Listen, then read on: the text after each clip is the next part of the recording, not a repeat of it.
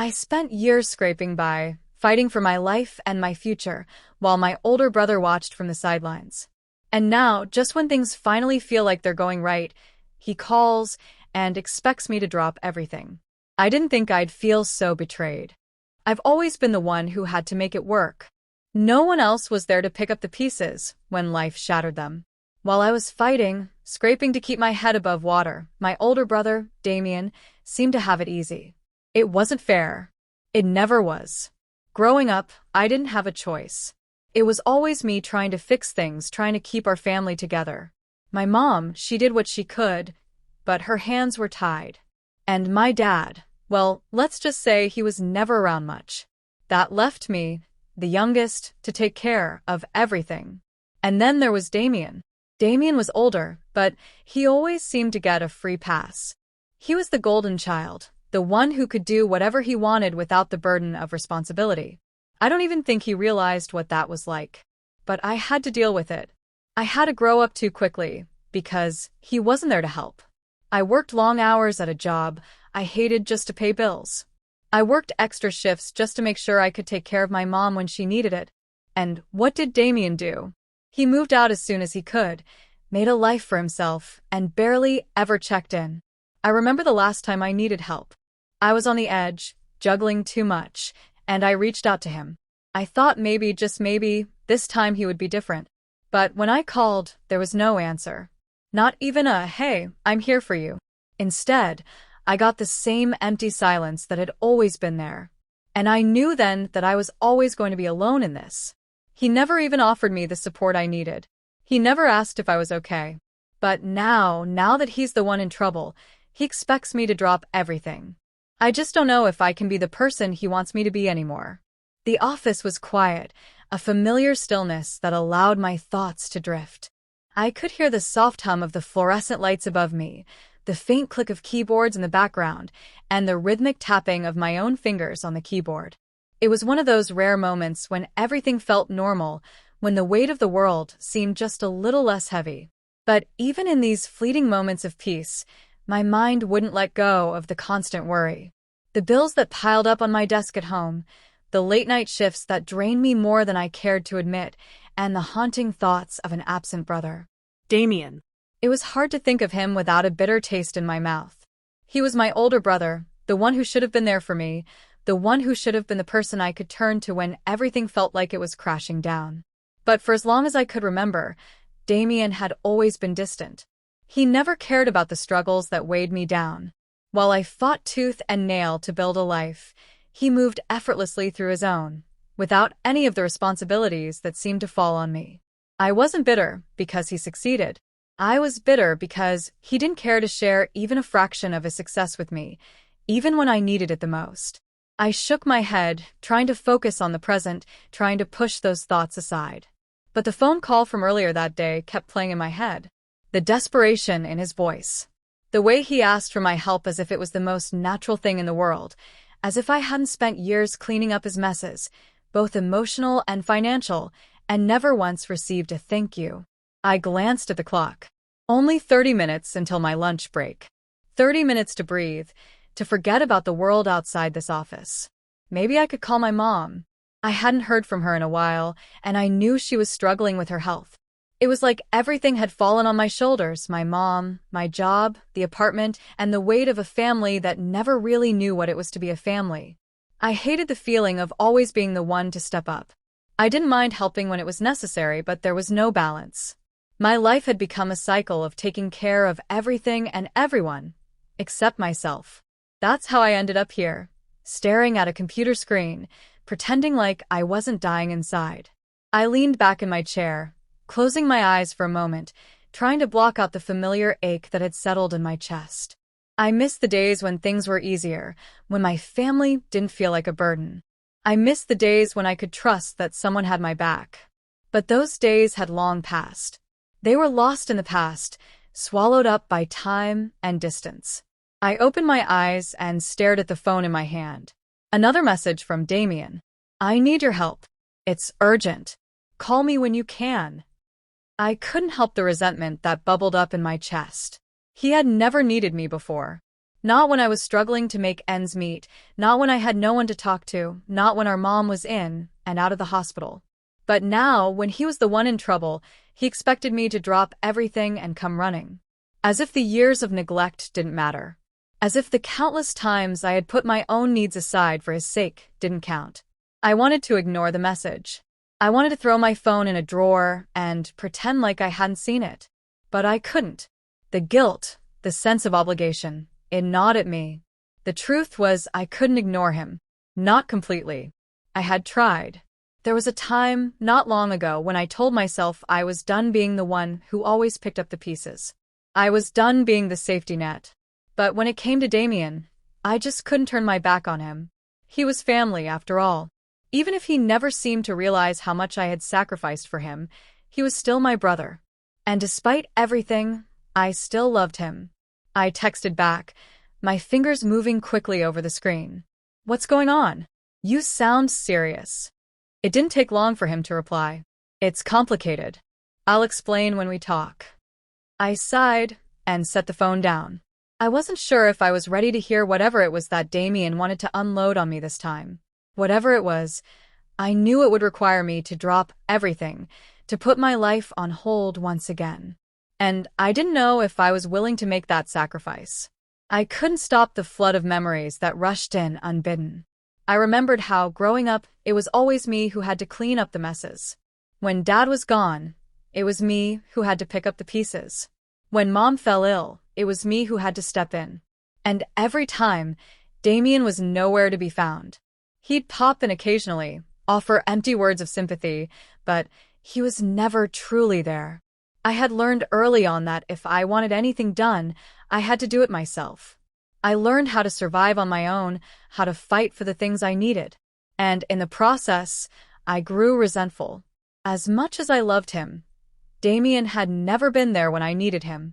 Not when I was in debt, not when I was emotionally drained, not when I was holding my life together by a thread. But now that he was in trouble, he expected me to be there for him, just like that.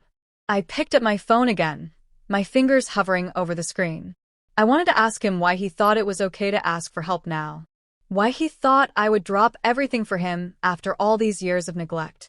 But instead, I typed, "All right, I'll call you after work." I hit send, set the phone down, and leaned back in my chair again. The weight in my chest didn't go away, no matter how many deep breaths I took. I knew I was about to face something I wasn't ready for. But I didn't have a choice. I spent the rest of the day trying to focus, but my thoughts kept drifting back to Damien's message. What could be so urgent? Was he in danger? Or was this just another one of his messes that he needed me to clean up? The clock ticked on, but time felt like it was standing still. I couldn't shake the feeling that something was wrong. Finally, the workday ended. I grabbed my things and walked out of the office, the cold air outside hitting me like a slap in the face. It was a reminder that life didn't stop for anyone. Not for me. Not for Damien. Not for anyone. I dialed his number as I walked to my car, the cool night air biting at my skin. My hands were shaking slightly, my stomach in knots. I wasn't sure what I was going to say, or what he was going to say, but I knew it wouldn't be good. Damien picked up on the second ring. "Hey," he said, his voice strained, like he hadn't been sleeping. "Thanks for calling." "Of course. What's going on?" I asked, trying to keep my voice steady. There was a pause on the other end, a silence that spoke volumes. Then he spoke again, his voice low. "I'm in trouble, Serafina. I need you. Please, I don't know who else to turn to." I could feel the weight of my brother's words pressing against me, but all I could do was stand there in the middle of the parking lot, holding my phone like it was a lifeline, waiting for him to explain. "Damien," I said, my voice steady, but laced with frustration. "What kind of trouble are we talking about here?" Another silence hung in the air, the kind that makes your stomach churn. I could hear the sound of Damien breathing heavily on the other end of the line, like he was trying to find the right words, or maybe he was just struggling with how much he had to reveal. "I didn't want to involve you in this," he finally said. "But I don't know what else to do. I'm in debt. A lot of it. And now the people I owe are coming after me. I'm scared, Serafina. I don't know who else to turn to." His words hit me like a punch to the gut. Debt? That wasn't new. Damien had always had a knack for getting himself into financial messes, but it had never been this serious. My hands clenched into fists, the anger that had been building up inside me now fighting its way to the surface. So you're telling me you've gambled away everything again? I snapped. After everything you've put me through? After everything I'd done for you? And now you want me to fix it? I didn't gamble, Serafina. Damien's voice rose in frustration. This is different. I got involved in something. I didn't know how deep it would go. And now I can't get out. They're threatening me, and I don't have the money to pay them back. I need your help. Please. His desperation hung in the air, but so did something else, something I couldn't quite place. A guilt I had never seen in him before. A fear that wasn't just about the debt, but about something much darker. But I wasn't sure if I could trust him. After everything that had happened, I wasn't sure I wanted to. You've gotten yourself into messes before, Damien. You've always expected me to be your safety net, I said, my voice trembling with the weight of years of resentment. But this time it feels different. You should have thought about that before you started whatever it is you got into. Please, just listen, he pleaded. I don't know who else to turn to. I'm trying to fix it, but I need time. Time I don't have. I stood there, frozen, as the words echoed in my mind. He needed time. And what did I need? My life had been on hold for years while I tried to pick up the pieces of his. It was never enough. No matter how much I gave, there was always more to fix. But as much as I wanted to walk away, as much as I wanted to slam the phone down and forget about him, I couldn't. Not with the fear in his voice. Not with the urgency that was seeping through his words. I took a deep breath. Fine. I'll help. But I need to know everything, Damien. No more secrets. No more lies. There was a pause on the other end. And then, as if he knew there was no turning back, he finally spoke. I'm in with a group. A bad group. I thought it was a way to make quick money, but it turned out they weren't who they said they were. They're dangerous, Serafina. They're not just going to let me walk away. And if I don't pay them back, they'll come after me. They already threatened me. Said they'd hurt Mom, hurt you if I didn't pay them. I felt the air leave my lungs.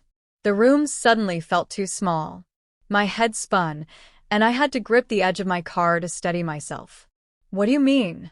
Hurt us? I managed to ask, my voice barely a whisper. Who are they? Damien's voice faltered. I don't know their real names. But they're dangerous people, Serafina. I'm sorry. I didn't mean for any of this to happen. I thought I could fix it on my own. I thought I could get out without anyone knowing. But now I felt the weight of his mistake crushing me. All those years of trying to fix my own life while he skated through, making mess after mess, had led to this moment, this terrible, terrifying moment. And now I had no choice but to step in, to help him, even when every part of me screamed to walk away. Where are you? I asked, my voice suddenly steady with the weight of responsibility. Meet me at my apartment, he said. I'll explain everything. Just please hurry. When I arrived at his apartment, my heart was already racing, but seeing Damien only made it worse. He looked different, worn down, thinner, his eyes heavy with the weight of guilt and fear. His usual cocky demeanor was gone, replaced by something I hadn't seen in years. Vulnerability. He let me in, and I stepped into the small, dimly lit living room. The place was a mess, papers scattered across the floor, empty coffee cups piled high on the coffee table. The chaos mirrored his life, and I couldn't help but feel a deep, seething anger toward him. Tell me everything, I said, my voice calm but cold. Damien sat down on the couch, his hands trembling. I was desperate, Serafina. I had no choice. You don't understand what it's like. I couldn't pay the rent, couldn't pay my debts, couldn't even make ends meet. I thought I could take a shortcut, but now it's out of control. He paused, his eyes flicking nervously to the door, as though expecting someone to walk in. I could feel the tension building in the room, thickening the air around us. They said I owed them $50,000, Serafina. I thought if I could get in with them, I could make it all back. But it wasn't just money. They wanted me to do things I didn't want to do. Things I thought I could ignore. He paused, looking at me like he was trying to decide whether to continue. But I couldn't. And now I'm in too deep. My stomach dropped. What do you mean, do things? What kind of people are these? They're involved in stuff that's above my head. I don't know the full story, but they have connections. Dangerous ones. I thought I could just pay them off and walk away, but now it's too late. His eyes locked with mine, his voice trembling. They've threatened to kill me, Serafina. Not just me, Mom, too. They know where we live. They've been following me. The blood drained from my face. I couldn't breathe. My mind raced, trying to process what he was saying. Why didn't you tell me sooner? I finally managed to ask. I didn't want to drag you into this, he whispered. I thought I could fix it on my own. But now it's too late. They're coming for me, Serafina. They're coming for all of us. The truth hit me like a wave, and for a second, I felt like I was drowning. This was bigger than anything I had imagined. It wasn't just debt, it was something far darker. And I had no idea how to get us out of it. I took a deep breath and looked at my brother, seeing him in a way I never had before. He wasn't the cocky, carefree guy who had always taken the easy way out. He was scared. He was desperate. And I couldn't just walk away. I'll help you, I said, my voice barely above a whisper. But we need to come up with a plan. And you need to tell me everything. No more secrets, Damien. No more lies. He nodded, his shoulders sagging in relief. But as he began to explain more, I realized just how far down this rabbit hole we were. The people he owed weren't just dangerous. They were connected to things that had nothing to do with me or my family. And the more I heard, the more I realized there was no easy way out of this. Not for me, and certainly not for Damien. The tension was palpable, and the truth I had been so afraid to hear now laid itself bare. No matter how much I wanted to walk away, I was in this now, whether I liked it or not. I stared at Damien, trying to process the weight of his confession, but the more he spoke, the more my anger began to simmer beneath the surface. How could he? How could he let it get this far, knowing the danger it posed to everyone around him? But then, in that small, dimly lit apartment, something shifted. It wasn't just about the debt anymore. It wasn't about his failure or his lies. It was about survival. It was about the undeniable truth that, no matter how badly he had messed up, I couldn't let my family fall into the hands of people like the ones he was dealing with. I wasn't going to let them get away with it. I took a deep breath and turned to face him fully. Damien, you're not in this alone anymore, I said, my voice low but resolute. You've dragged us all into this, and now we're going to fix it. Together. He looked at me, a mixture of relief and guilt flashing across his face. I could tell he didn't believe I would be able to do anything about it. He had always underestimated me, thinking I'd always just pick up the pieces of his mess and make everything better. But this time was different. I wasn't going to save him like I always had before. I was going to make sure we both got out of this alive. Damien opened his mouth to speak, but I cut him off. No more talking, I said. No more excuses. It's time to confront these people. We need to take control of this situation, and the only way we're going to do that is if we stop running. His eyes widened. What are you talking about? They're dangerous. You don't know what they're capable of. We need to pay them and get out of here, Serafina. We need to hide. We need to run. I'm not running anymore, I snapped. I'm not letting them have the power over us. We're going to fight back. Damien shook his head, his voice filled with panic. You don't understand. They've already made threats. They said they'll kill me. They'll kill Mom. They'll destroy everything if I don't pay. You think I don't know that? I hissed. I've been living in fear for years, Damien, and I'm done with it. I'm done letting you walk all over me and dragging the rest of us down with you. I'm going to make them regret ever crossing us. Damien flinched, but there was something in my voice, a fire, that made him hesitate. He hadn't seen this side of me before. Not like this. He had always assumed I would do what I always did, pick up the slack, smooth things over, and take care of it. But not this time. We were in this mess because of him, and we were going to get out of it, together, but only if I took the reins. I couldn't let him ruin this too. I grabbed my phone, dialing the number of someone I knew could help. Someone who had connections in the darker corners of the city, people who had seen things, done things, and were still alive to talk about it. I hadn't wanted to get involved in that world, but at this point, there were no more options. It rang twice before a voice on the other end answered. "What is it, Serafina?" It was Jace, a former associate of mine. He knew the streets, the people, the things that went on in the shadows. I'd worked with him years ago, before I had decided to distance myself from that world, but now I needed his help more than ever. "I need a favor," I said, keeping my voice calm, though inside I was anything but. "I need information on someone. A group, actually.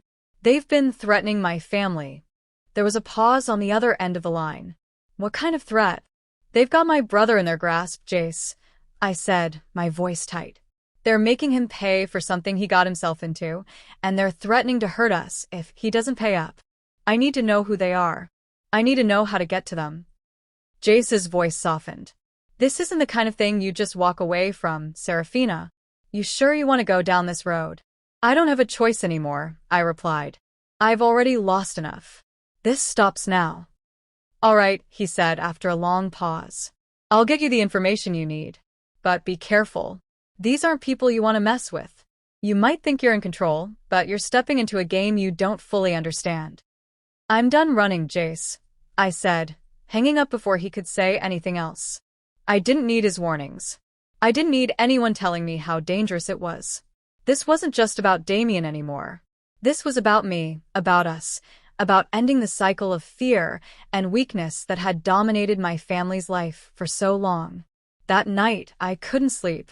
The weight of everything that had happened hung heavily over me, and though I was still angry, furious, in fact, I knew what I had to do. The next morning I was ready. Damien had no idea what I was planning. He was too busy obsessing over the debts and the threats that had been made. He had no idea how deep I was going to take this. But when I walked out of his apartment that morning, I wasn't walking out as the scared little sister who had always cleaned up after his messes. I was walking out as someone who was going to take control of her life for the first time in a long time.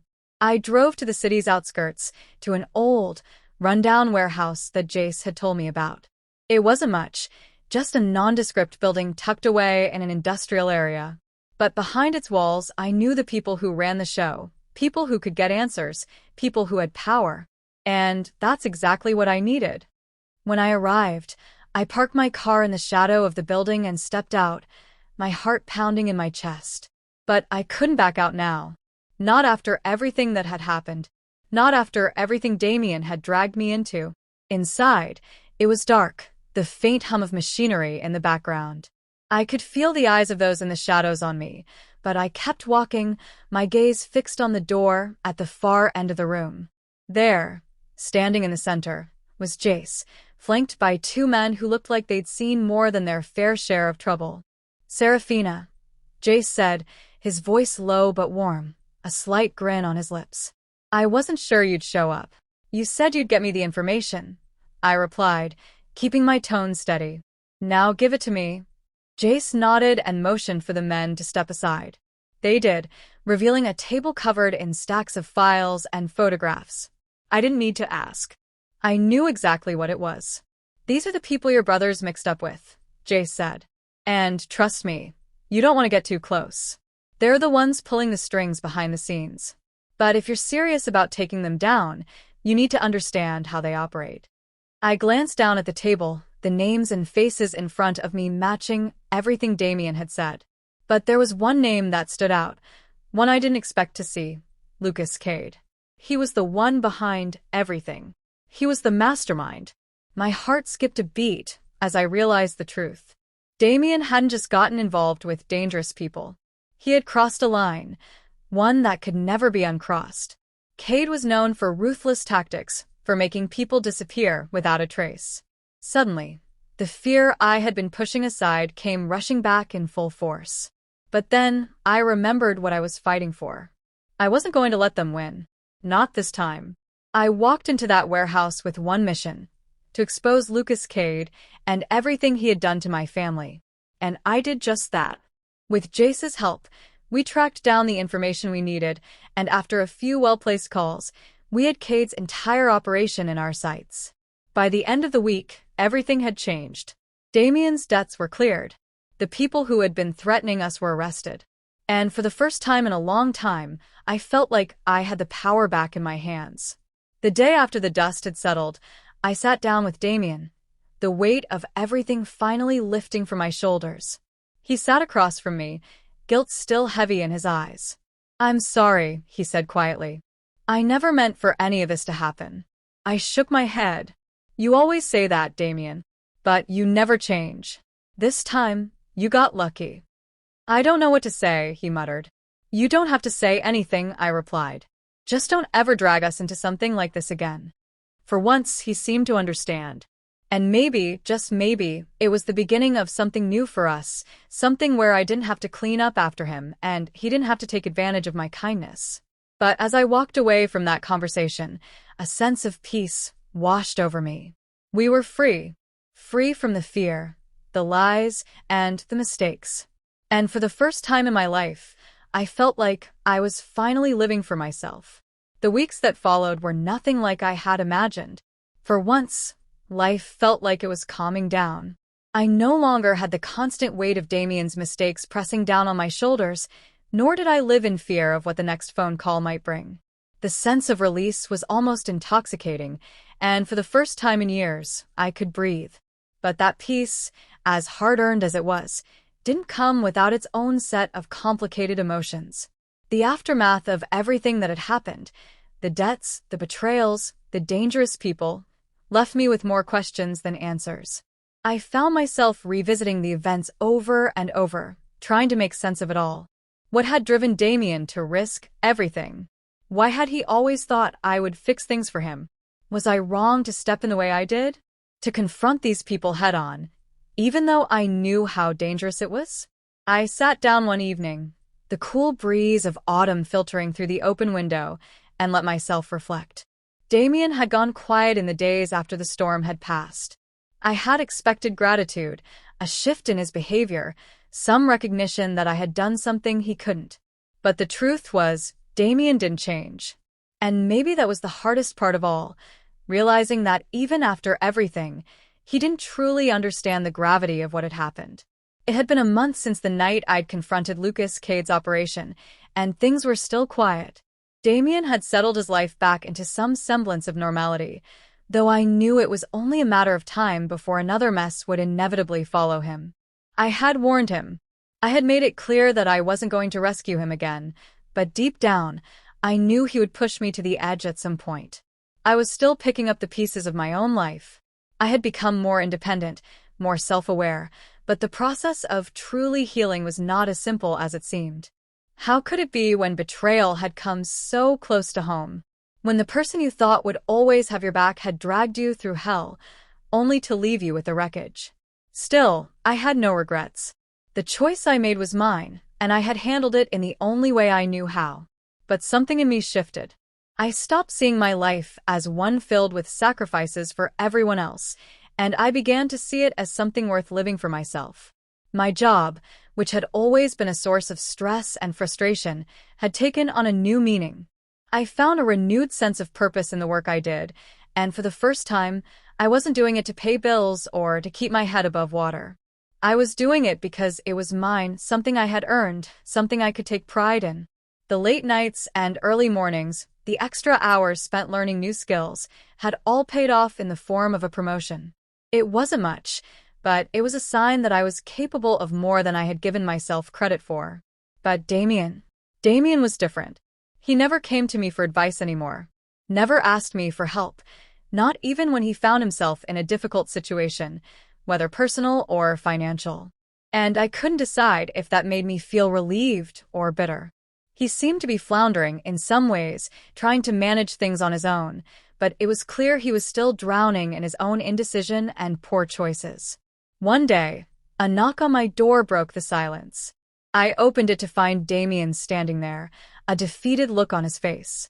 He was alone, no friends by his side, no sign of the cocky older brother who used to think he could conquer the world with his charm and empty promises. "I need to talk," he said, his voice barely above a whisper. I stepped aside, allowing him into the apartment, but I couldn't hide the hard edge in my tone. What is it now, Damien? Another mess you've gotten yourself into? He hesitated before replying, his eyes darting around the room as if searching for an escape. No, it's not that. I've been thinking a lot about what happened, and I realize I haven't been the brother you deserved. I've taken you for granted for too long. I looked at him, the words not coming out right away. For years, I had fought for his approval, fought to prove that I was capable, that I was worthy of being seen as more than just the person who cleaned up after him. And I asked, my voice tight with frustration. What do you want me to say, Damien? That I forgive you? I did everything for you, and you still didn't learn a thing. You're still the same person, just wearing a different mask. His shoulders slumped, and for the first time in a long time, I saw the vulnerability in him that I had always wished he would show. I'm sorry, he repeated, his voice barely audible now. I know it doesn't change anything, but I really am. I could have said a lot of things in that moment. I could have told him how tired I was, how every time I gave him an inch, he took a mile. I could have unleashed the hurt that had been building up for years, every betrayal, every disappointment, every moment I had been left alone to handle things while he waltzed through life unscathed. But instead, I just nodded and walked past him to the kitchen. I'll get you something to drink. You want coffee? He nodded, and I could tell he was trying to figure out what to say next, but the words never came. Maybe he thought that by simply apologizing, he could fix it, but the truth was, the damage had already been done. I had already made my decision to move forward, with or without him. But the fact that he had come to me, the fact that he had admitted his faults for the first time, meant something. It wasn't enough, but it was a start. As I poured the coffee, I realized that the person I had been for the past few years, the person who always put herself last, who always cleaned up after other people's messes, was finally starting to fade away. I had spent so much of my life trying to be the strong one, the one who carried the weight of the world without asking for help, that I had lost sight of what it meant to take care of myself. That night, I went to bed with a quiet sense of resolve. For the first time in my life, I wasn't defined by my relationship to Damien, or to my family. I wasn't a caretaker or a fixer. I wasn't anyone's savior. I was Serafina. Just me. And that was enough. It's funny, really, how life has a way of forcing you to grow. When we're caught in the middle of something, caught in the fear, the betrayal, the heartache, it feels like we'll never make it through. But once we do, we realize that the hardest part wasn't the events themselves. It was the letting go, the accepting that things could never go back to what they were. And as I sat down, reflecting on it all, I realized that no matter how much I had sacrificed for Damien, no matter how much I had tried to change him, the truth was this: I didn't owe him anything anymore. I didn't owe anyone anything. So I ask you, was I wrong to expose him to the truth, to show him what he had done to the people who cared for him? Was it right to take the reins, to stop playing the role of the dutiful sister, and start living for myself? Would you have forgiven him, knowing the depths of the damage he had caused? Or would you have done what I did, cut him loose, finally, after all the years of giving? These are the questions that linger. But I know one thing for certain: sometimes, in order to protect those you love, you have to let them fall. And when they do, they'll either rise on their own or they won't. And for me, that's a choice I can live with.